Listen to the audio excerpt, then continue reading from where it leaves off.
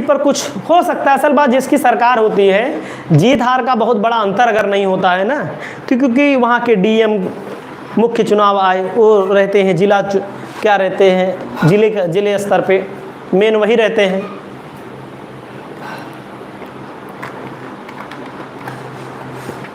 सारा कुछ डीएम के हाथ में ही होता है।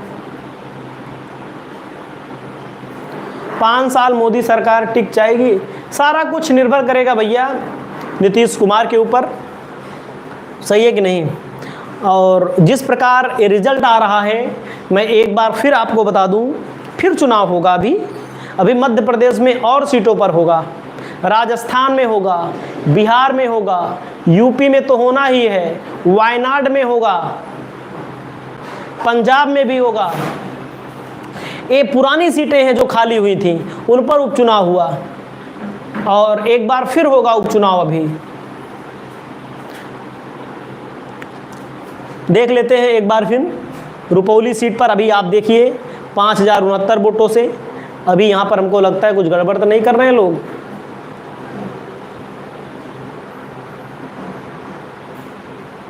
कांग्रेस यहाँ पर अभी पीछे है 713 वोटों से, जो हमारे पास ये आंकड़ा है, चुनाव आयोग के आंकड़े के आधार पर ही हम कह रहे हैं। बाकी चाहे जो कहे, क्योंकि मामला हरशंकर तिवारी जी जुमलेबाज बीजेपी भगाओ देश बचाओ का नारा लगा रहे हैं, आनंद यादव जी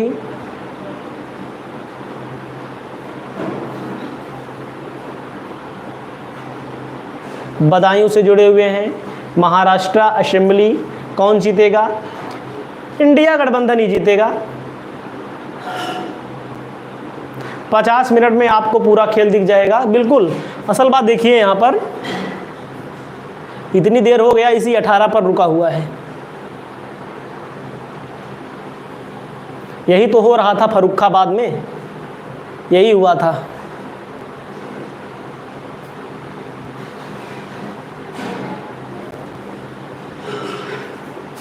बद्रीनाथ पर 14 राउंड हो चुका है, 1 राउंड बाकी है।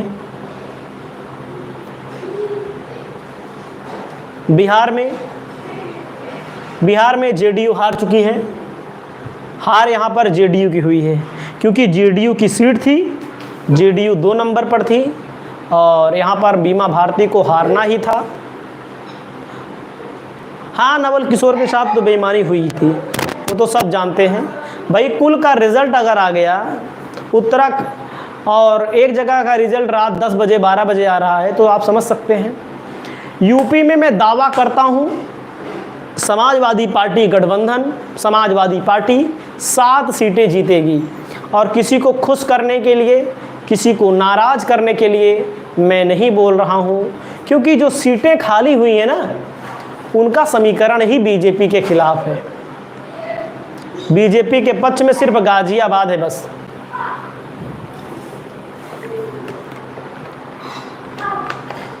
हाँ, समाजवादी पार्टी टिकट भी बढ़िया से दो, सही है कि नहीं, टिकट बढ़िया से दे तभी जीत पाएगी ये भी। नहीं तो कहीं कहीं अगर पता लगा गड़बड़वा दिए टिकट देने में, टिकट पीडीए के आधार पर देंगे, चुनाव जीत लेंगे, साफ साफ बात है।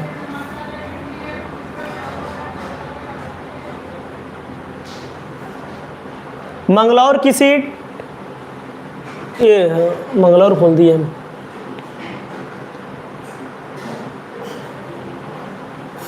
अमरवाड़ा की सीट, अभी यहाँ पर कोई रुझान नहीं आया है दोस्तों, रुझान आता है तो मैं आपको बताता हूँ।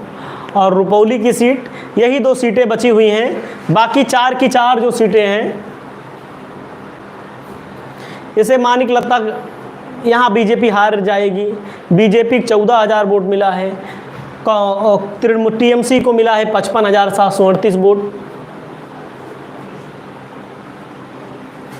ना। रानाघाट में आप देख लीजिए, बीजेपी यहाँ हार चुकी है, 39,024 वोटों से बीजेपी हार गई है यहाँ पर रानाघाट में। रायगंज में बीजेपी 50,000 से हार गई है।